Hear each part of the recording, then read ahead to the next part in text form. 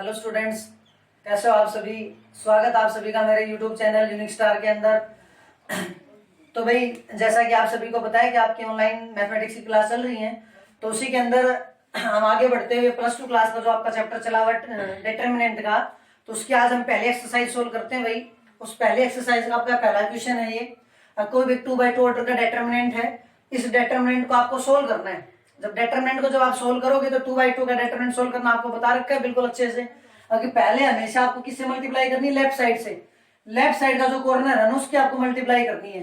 तो इस टर्म की इसके साथ मल्टीप्लाई करनी है भाई। तो ये वैल्यू किसके बराबर आ जाएगी, a plus iota B into में a माइनस आइटा बी। इन दोनों नंबर्स की मल्टीप्लाई कर दी।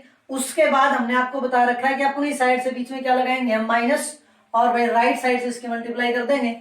तो c प्लस आइटा डी की मल्टीप्लाई और ये minus c plus iota B. कोई दिक्कत?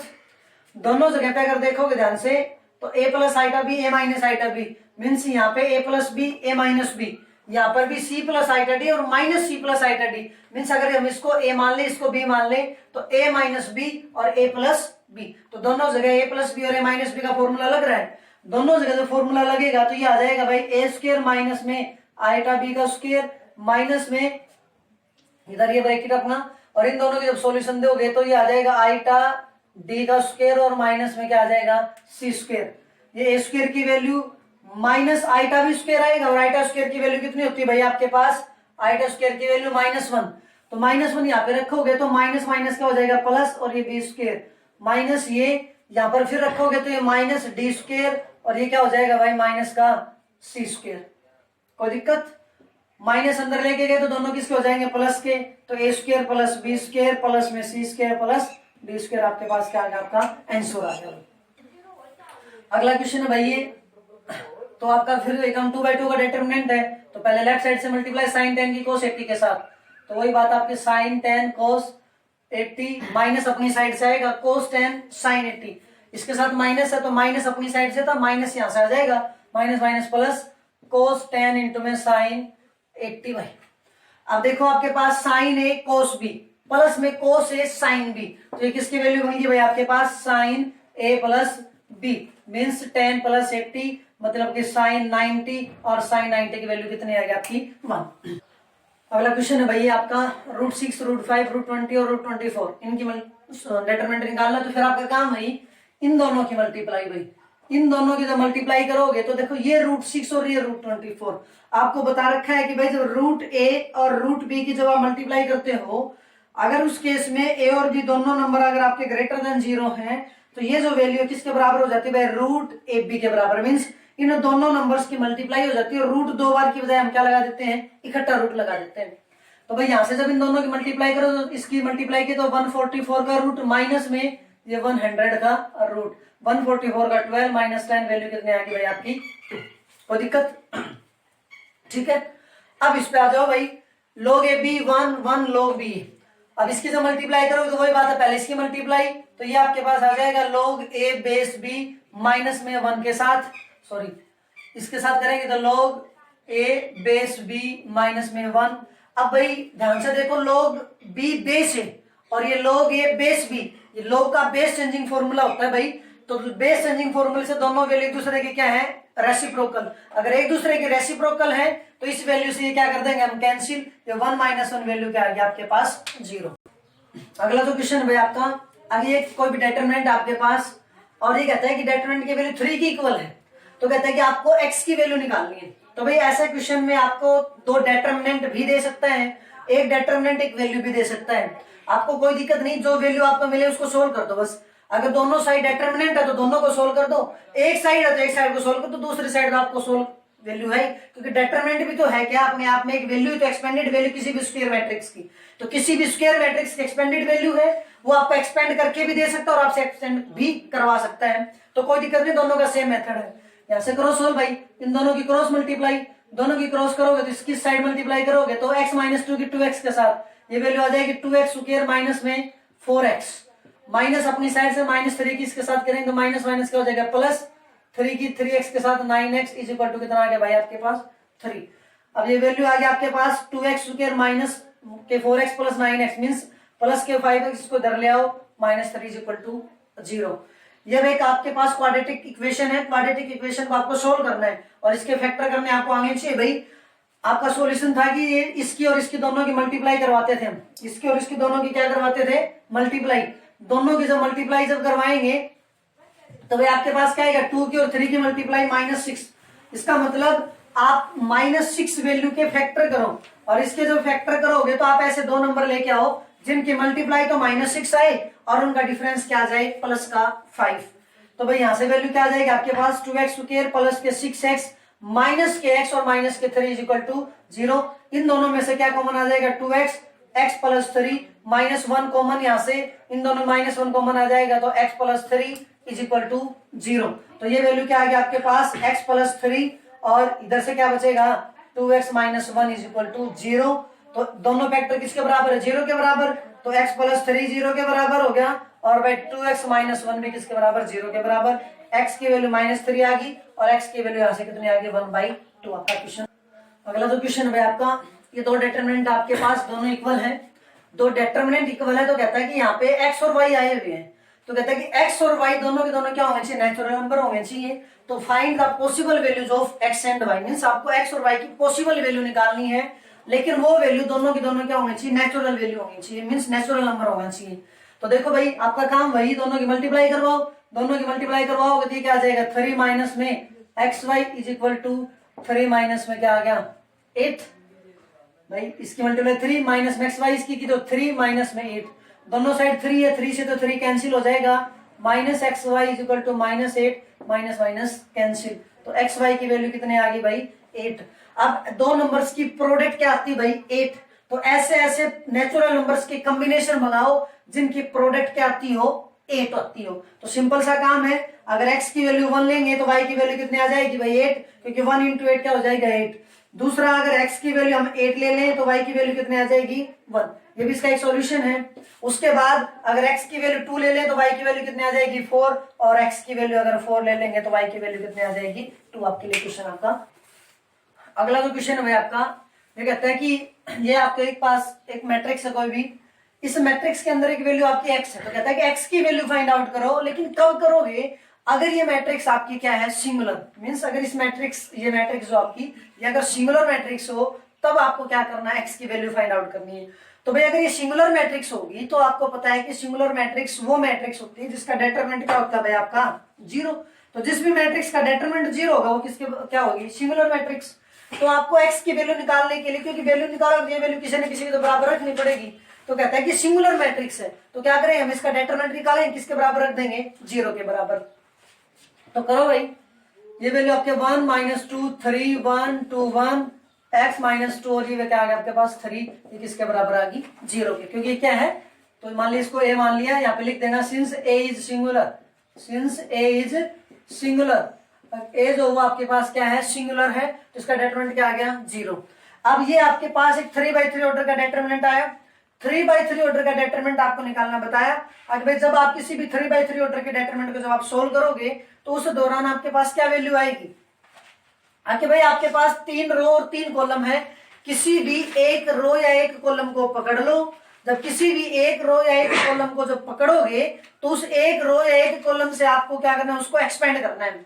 और भाई इसकी डिटेल जो वैल्यू आपकी पहली जो क्लास थी उस पहली क्लास के अंदर हम इसका उसका लिंक दे देंगे इसके नीचे डिस्क्रिप्शन में, तो उसके अंदर आपको डिटेल से देखना वहां पे कैसे हमने क्या समझाया था।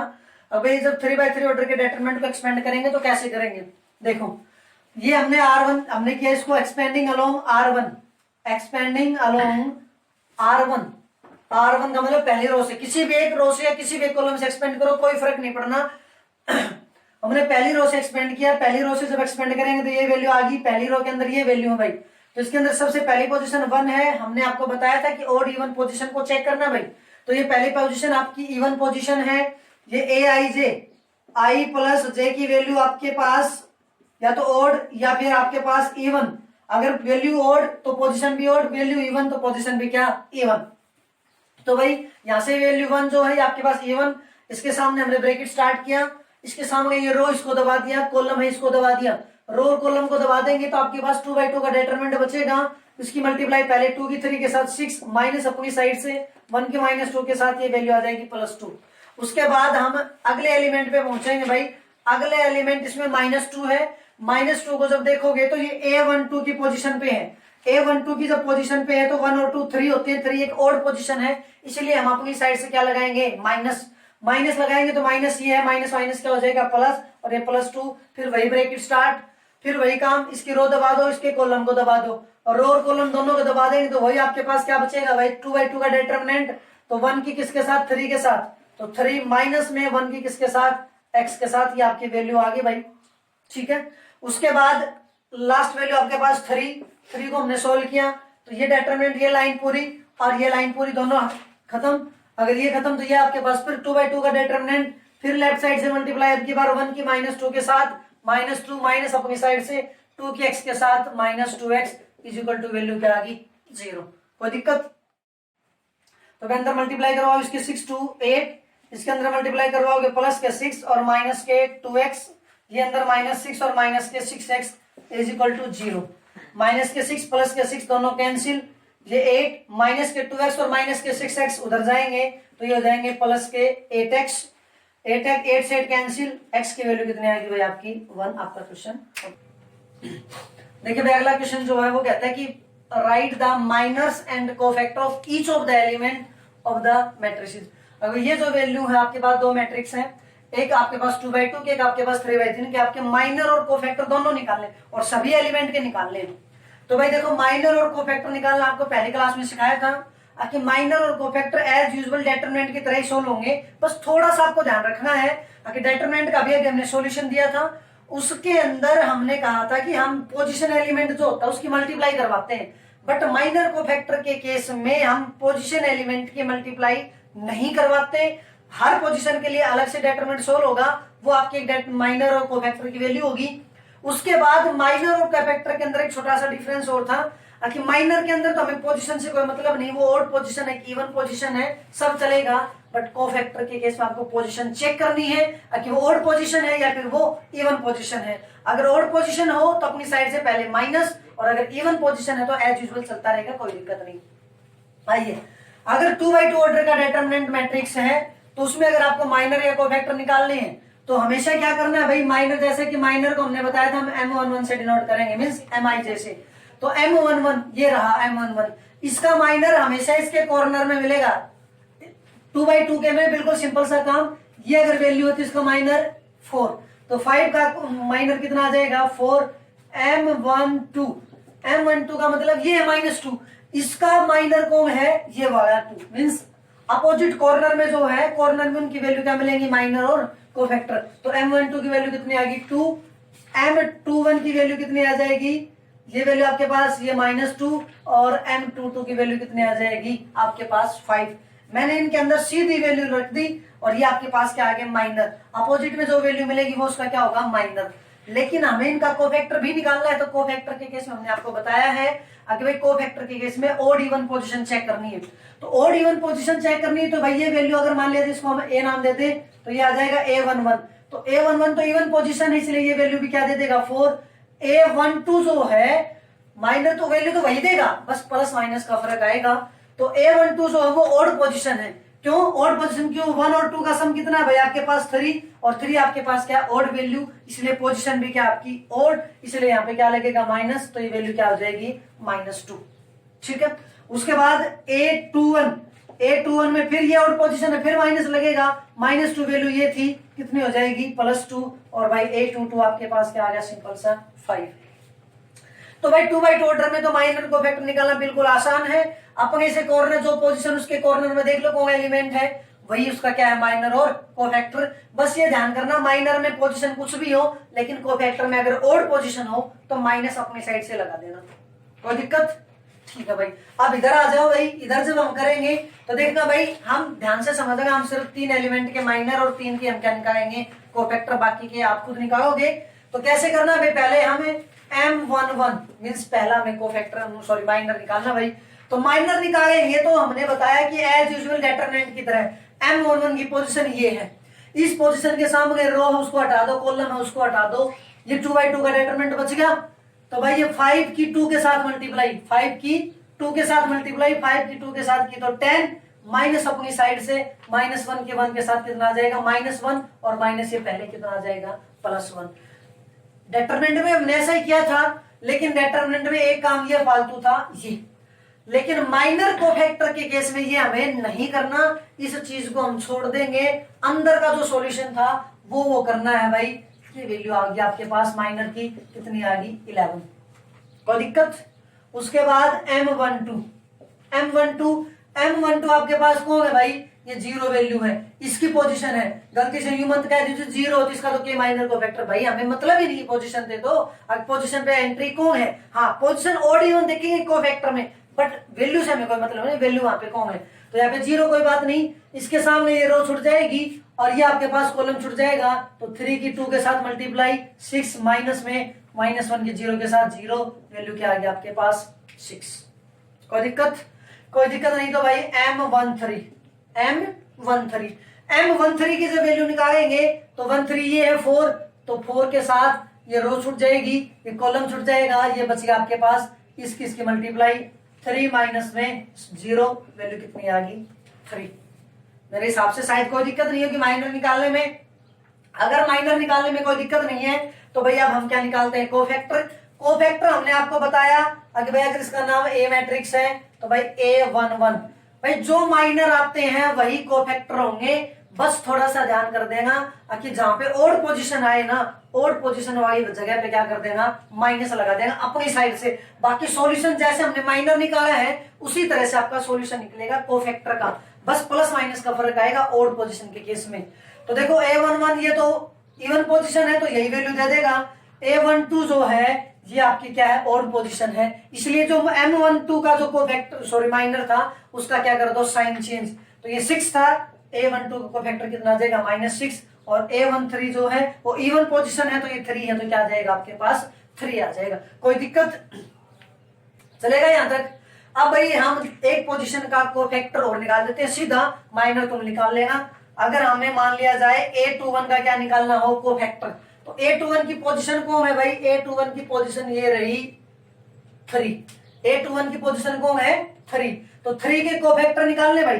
तो A21 अपने आप में क्या है भाई, ओड पोजीशन है ना। अगर ओड पोजीशन है तो हम क्या लगा देंगे, स्टार्टिंग में अपना क्या लगा लेंगे, माइनस कोफैक्टर की बात है ये। तो भाई ये 3 इसके सामने ये कॉलम छूट जाएगा, अब की बार रो जो है ये छूट जाएगी, ये वाली रो, तो ये रो छूट जाएगा तो ये वैल्यू बचेगी। तो भाई 0 की 2 के साथ मल्टीप्लाई की तो 0 माइनस अपनी साइड से 4 की 1 के साथ 4, तो 0 - 4 वैल्यू कितनी आ गई -4, बार माइनस है कितना आ जाएगा +4। कोई दिक्कत, अगर कोई दिक्कत नहीं तो भाई आपके क्वेश्चन में भी कोई दिक्कत नहीं आनी चाहिए। सेम एज इट इज आपको बाकी के जितने भी माइनर और कोफैक्टर हैं वो आपको खुद निकालने हैं भाई। कहता है कि भाई अगला जो क्वेश्चन है ये डिटरमिनेंट आपके पास कहता है कि prove that this determinant is independent of theta, is independent of theta, independent of theta, in theta से इंडिपेंडेंट होना चाहिए। थीटा से इंडिपेंडेंट होने का मतलब क्या है कि भाई जब आप इस डिटरमिनेंट को एक्सपेंड करोगे ना तो उसके एक्सपेंशन में आपका थीटा गायब हो जाना चाहिए, क्योंकि जब कोई चीज आपके पास रहेगी नहीं तो आप उसके ऊपर कैसे डिपेंड रहोगे, क्योंकि अगर कोई चीज आपके पास रहेगी तो आप तो उसके ऊपर डिपेंड हो। अगर आपको पता है कि भैया आपका दोस्त है ही नहीं तो आप कोई भी आपका दोस्त नहीं है तो आप किससे अपना काम पूछोगे, कोई नहीं बताएगा आपको, तो आपको खुद को वो काम करना पड़ेगा। तो इसका मतलब ये है कि इंडिपेंडेंट का मतलब वो चीज वहां से गायब कर दो। अगर वो चीज वहां से गायब हो जाएगी ना तो सीधी सी बात जो वैल्यू बचेगी वो अपने आप उस वैल्यू से क्या हो जाती है, इंडिपेंडेंट हो जाती है। तो हमें क्या दिखाना है इसको, इंडिपेंडेंट ऑफ थीटा, मीन्स हम इस डिटरमिनेंट को एक्सपेंड करेंगे और एक्सपेंशन वैल्यू में थीटा नहीं आना चाहिए। तो भाई करो एक्सपेंड, तो किसी भी एक रो या कॉलम से कर लो भाई, आपको कोई दिक्कत नहीं है, किसी भी एक रो या कॉलम से। Expanding along R1, expanding along R1 से हमने इसको एक्सपेंड किया तो फिर वही काम। अगर पहली वैल्यू आपके पास x है, x के साथ रो छोड़ दिया कॉलम छोड़ दिया, इन दोनों की मल्टीप्लाई हो जाएगी, -x के x के साथ करेंगे -x स्क्वायर, -1 के 1 के साथ करेंगे -1, फिर ये वैल्यू आपके पास साइन थीटा आप देखोगे तो ऑड पोजीशन है इसलिए हम माइनस लगाएंगे, minus sine theta bracket start, फिर अब की बार ये रो छूट जाएगा, ये कॉलम छूटेगा, माइनस साइन थीटा के x के साथ -x साइन थीटा, उसके बाद 1 की किसके साथ करेंगे भाई, कोस थीटा के साथ, तो 1 की कोस थीटा के साथ माइनस में क्या आ गया आपके पास कोस थीटा। देखो इसको छोड़ दिया, ये रो छूट गया, ये कॉलम, सॉरी ये रो ये कॉलम तो माइनस साइन थीटा एक्स के साथ और 1 की कॉस के साथ ये वैल्यू आ गई। लास्ट में क्या आपके पास कोस थीटा, तो कोस थीटा आ जाएगा, ये रो छूट जाएगी, कॉलम छूट जाएगा 1 की माइनस साइन के साथ, तो माइनस साइन थीटा, माइनस में 1 नहीं इसके साथ, तो प्लस में क्या आ जाएगा एक्स कॉस थीटा। कोई दिक्कत? अब अंदर मल्टीप्लाई कर लो भाई, ये आ जाएगा माइनस एक्स की क्यूब माइनस एक्स, इसके अंदर मल्टीप्लाई करो माइनस में एक्स साइन स्क्वायर थीटा और minus minus plus sine theta और कोस थीटा, इसके अंदर multiply minus cos theta sine theta और इसके साथ करेंगे तो प्लस में एक्स कोस स्क्वायर थीटा। कोई दिक्कत? कोई दिक्कत नहीं। ये टर्म प्लस की ये माइनस की दोनों कैंसिल, इन दोनों टर्म्स को जब साथ लोगे तो यहाँ पे भी एक्स भाई ये minus minus plus x sine square theta इसके साथ सोल्व करोगे तो ये साइन स्क्वायर और ये कोस स्क्वायर दोनों के साथ एक्स है, एक्स को कॉमन कर दें। एक्स को जब कॉमन करोगे तो माइनस एक्स की क्यूब माइनस एक्स प्लस में एक्स कॉमन कर लिया, यहाँ से साइन स्क्वायर थीटा प्लस में वैल्यू क्या आ गई कोस स्क्वायर थीटा, इसकी वैल्यू कितनी होती है 1। अगर इसकी वैल्यू 1 होती है तो इसकी जगह पे 1 के एक्स के साथ मल्टीप्लाई की तो भाई माइनस में एक्स प्लस में ये क्या आ गया एक्स, ये वैल्यू कैंसिल, माइनस में एक्स की क्यूब। अब इसका एक्सप्रेशन जब हमने सोल्व किया तो वैल्यू क्या आ गई माइनस एक्स की क्यूब, यहाँ पे कहीं थीटा है, अब थीटा ही नहीं बचेगा तो वो थीटा पे डिपेंड कैसे रहेगा, तो ये क्या लिख देंगे अब which is independent of theta, which is independent of theta आपके पास। अगला जो क्वेश्चन है भाई, आपके पास कोई भी एक मैट्रिक्स गिवन है, आपको बताना है कि भाई आपको शो करना है show that determinant of 3 is equal to 27 times of determinant A. Means अगर आप इस मैट्रिक्स ए को 3 से मल्टीप्लाई करोगे और तब जाकर इसका डेटर्मिनेंट निकालोगे तब भी वही वैल्यू आएगी जितनी डेटर्मिनेंट ए को 27 से मल्टीप्लाई करोगे तब आएगी। मींस ये दोनों वैल्यू आपको क्या दिखानी, इक्वल दिखानी है। तो 27 इंटू डेटर्मिनेंट, तो ये मैट्रिक्स है, डेटर्मिनेंट की वैल्यू निकाल लो पहले तो सीधा ही, तो यहाँ से डेटर्मिनेंट ए की जब वैल्यू निकालोगे तो आपको एक्सपेंड करना बता रखा है। तो भाई हमेशा एक चीज का ध्यान करना कि डेटर्मिनेंट को जब एक्सपेंड करो तो अगर वहां पे जीरोस आ रखी हो तो जिस रो या जिस कॉलम में मैक्सिमम जीरो हो ना वहां पे आपको डेटर्मिनेंट एक्सपेंड करना है। इसके पहले कॉलम में दूसरे कॉलम में दोनों में 2-2 जीरो है, तो क्यों ना हम पहले कॉलम से दूसरे कॉलम से कर लें। तो भाई हमने क्या किया एक्सपेंडिंग अलोंग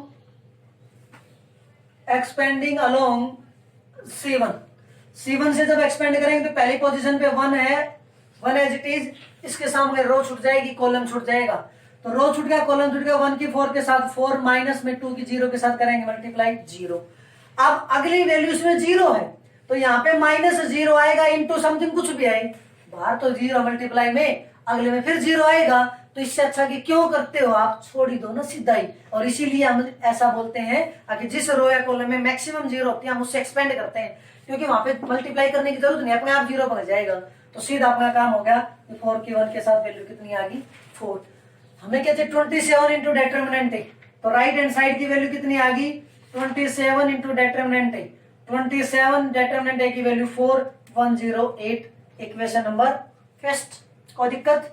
अब राइट हैंड साइड का आपको क्या चाहिए, पहले 3a का डेटर्मिनेंट चाहिए, तो पहले 3a चाहिए ना, तो मैट्रिक्स को कितने से मल्टीप्लाई करनी पड़ेगी 3 से, 3 से जब मल्टीप्लाई करोगे तो क्या आ जाएगा 3a तो आपको मैट्रिक्स की मल्टीप्लाई करनी बता रखी है भाई, मैट्रिक्स में स्केलर मल्टीपल, अब उसके प्रत्येक एलिमेंट को वहां से मल्टीप्लाई कर दो, तो इससे मल्टीप्लाई करवाओगे तो ये वैल्यू क्या आ जाएगी 3 0 3, ये 0 ये 3 ये 6 ये 0 ये 0 और ये कितना आ जाएगा आपके पास 12। कोई दिक्कत? अब कोई दिक्कत नहीं, तो ठीक है भाई। अब क्या निकाल दो, इसका डेटर्मिनेंट निकाल दो, डेटर्मिनेंट निकाल दो, तो बिल्कुल वही काम वही हमने एक्सपेंड कर लिया, एक्सपेंडिंग अलोंग R1, किसके अलोंग एक्सपेंड कर लिया R1 के, तो R1 के अलोंग एक्सपेंड किया तो वही वैल्यू आपके पास 3, ये रो छूट गई कॉलम छूट गया, 3 की 12 के साथ 36 माइनस में 0, वैल्यू कितनी आ गई 3 इंटू 36 मतलब कि 108, इक्वेशन नंबर सेकंड। तो फर्स्ट एंड सेकंड से क्या आएगा, ये भी 108 ये भी 108, from equation first and second से क्या आ गया भाई, thrice 3 times of sorry 3a का determinant is equal to 27 times of determinant है आपका क्वेश्चन कम। देखो भाई अगला क्वेश्चन ये आपका, किसको आपका डेटर्मिनेंट एक्सपेंड करना है। डेटर्मिनेंट जब एक्सपेंड करोगे तो भाई देखो अभी हमने डेटर्मिनेंट की कुछ प्रॉपर्टी नहीं पढ़ी, जब सेकंड एक्सरसाइज जब पढ़ेंगे ना तो इस क्वेश्चन को थोड़ा सा क्या आपका इसकी कैलकुलेशन थोड़ी सी आसान हो जाएगी, कंफर्म है। लेकिन अब तक हमने वो प्रॉपर्टी नहीं पढ़ी, तो अब हम इसको डायरेक्ट सोल्व करेंगे, लेकिन सेकंड एक्सरसाइज के बाद हम इसको उस तरीके से भी सोल्व कर देंगे, तब इससे सिंपल हो जाएगा। अब जो हम इसको डायरेक्ट सोल्व करते हैं भाई, हम इसको एक्सपेंड कर रहे हैं भाई, एक्सपेंडिंग अलोंग R1 से एक्सपेंड किया। आपके पास पहली वैल्यू आपकी B प्लस सी, ये ब्रैकेट बड़ा ब्रैकेट, इसके सामने इन दोनों की मल्टीप्लाई करोगे तो ये आ जाएगा C प्लस ए, इंटू में क्या आ जाएगा A प्लस बी, माइनस में B की C के साथ मल्टीप्लाई। कोई दिक्कत? फिर ये वैल्यू माइनस में A, ओड पोजीशन है भाई, ये यहाँ पे ओड है, इसलिए A के साथ हमने क्या लगा दिया, माइनस A लगाया। तो भाई उसके बाद क्या आएगा, ब्रैकेट फिर स्टार्ट। अब इसको छोड़ दो, इसको छोड़ दो, इन दोनों की मल्टीप्लाई B की और B A प्लस बी की, इसके साथ मल्टीप्लाई करोगे तो ये आ जाएगा भाई AB प्लस में B स्क्वायर, इसके साथ में यहाँ को है B की C के साथ मल्टीप्लाई, तो माइनस में B की C के साथ BC, और लास्ट में वैल्यू क्या बचेगी, A, एक वैल्यू लास्ट में बची, तो भाई A के साथ फिर वही काम, इसको छोड़ दो, तो B की C के साथ BC, माइनस में C की दोनों के साथ करोगे तो माइनस में C स्क्वायर, और माइनस में क्या आ जाएगा, AC। ये आपके पास कंप्लीट वैल्यू आ गई। ये B प्लस सी, अंदर को सोल्व करो एक बार, तो इन दोनों की जब मल्टीप्लाई करोगे ना, तो दोनों की मल्टीप्लाई क्या आएगी, देखना एक बार, AC की A के साथ करो AC प्लस में BC, फिर A की करो प्लस में A स्क्वायर, और प्लस में AB, माइनस में क्या आ गया, BC। कोई दिक्कत? इनके अंदर मल्टीप्लाई करवा दो, अंदर मल्टीप्लाई करोगे तो माइनस में A स्क्वायर B, माइनस में AB स्क्वायर, और प्लस में ABC। इन दोनों के अंदर मल्टीप्लाई करो, प्लस में ABC, माइनस में AC स्क्वायर, और माइनस में A स्क्वायर C। कोई दिक्कत? अब भाई ये प्लस का BC, माइनस का BC, ये तो दोनों क्या हो गए, कैंसिल। अब बाहर जो टर्म है इसकी इन दोनों के साथ मल्टीप्लाई करवाओ, इनके साथ जब मल्टीप्लाई करवाओगे B की AC के साथ की, तो ये आ गया आपके पास ABC, फिर B की A स्क्वायर के साथ की तो प्लस में A स्क्वायर B, फिर B की इन दोनों के साथ की तो प्लस में AB स्क्वायर, ठीक है। फिर C की करेंगे भाई प्लस में AC स्क्वायर, और उसके बाद इसके साथ करेंगे तो A स्क्वायर C, इसके साथ करेंगे तो प्लस में ABC। कोई दिक्कत यहाँ तक? उसके बाद ये वैल्यू बची हुई है, यहाँ लिख लेंगे भाई, माइनस में A स्क्वायर B, माइनस में AB स्क्वायर, प्लस में ABC, प्लस में ABC, माइनस में AC स्क्वायर, और माइनस में A स्क्वायर C। अब जो टर्म कैंसिल होती है उनको कैंसिल कर दो, बाकी जो बचेगा वो देख लेंगे भाई। A स्क्वायर B माइनस का, ये प्लस का cancel, AB square plus minus का कैंसिल, AC स्क्वायर प्लस का, ये माइनस का, A स्क्वायर C प्लस का माइनस का कैंसिल, ABC और ABC कितने टाइम्स बच गया, 4 टाइम्स। तो इसका आंसर कितना आ गया, 4 टाइम्स ऑफ ABC आपका क्वेश्चन। अगला जो क्वेश्चन है भाई, इसमें आपको डिटरमिनेंट की वैल्यू निकालनी है एक्सपेंड करके। तो देखो इसके अंदर आपका जो थर्ड कॉलम है ना, उसमें एक जीरो है, बाकी किसी में जीरो नहीं है, कम से कम एक कैलकुलेशन तो कम होगी। क्यों ना हम थर्ड कॉलम से एक्सपेंड कर लें, ताकि आपको भी ये लगे कि अलग अलग से कर रहे हैं। तो एक्सपेंडिंग अलोंग C3 से जब एक्सपेंड करें तो C3 में ये वैल्यू भाई, तो सबसे पहली वैल्यू कौन है, माइनस साइन अल्फा। तो माइनस साइन अल्फा आपकी इवन पोजीशन है, इसलिए माइनस साइन अल्फा ही रह जाएगा।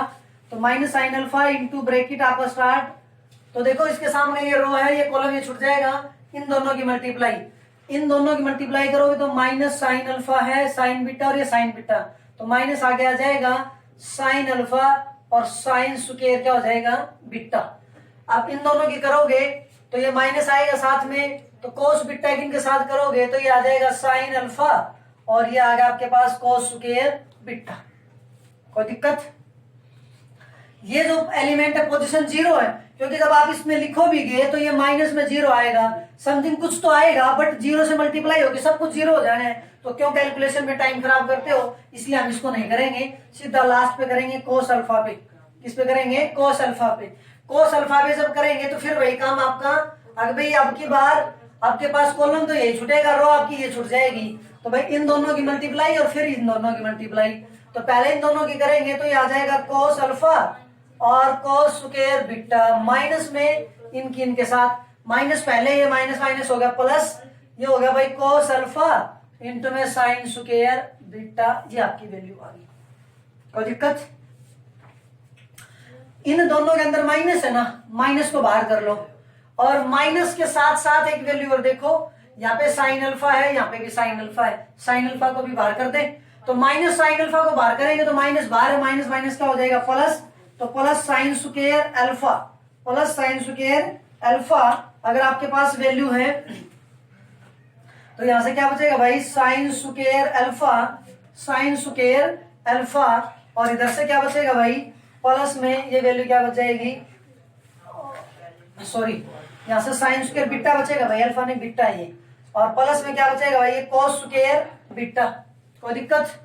सेम यहां से जब कोस अल्फा को जब आप बाहर करोगे तो कोस अल्फा बाहर हो गया, यहां से देखो एक बार, कोस अल्फा, ये cos square beta, sine square beta, तो कोस अल्फा भी बाहर है, तो कोस अल्फा को कॉमन लेंगे तो बाहर क्या हो जाएगा, कोस स्क्वायर अल्फा, अंदर इधर से बच जाएगा कोस स्क्वायर बीटा प्लस में साइन स्क्वायर बीटा भाई। कोई दिक्कत?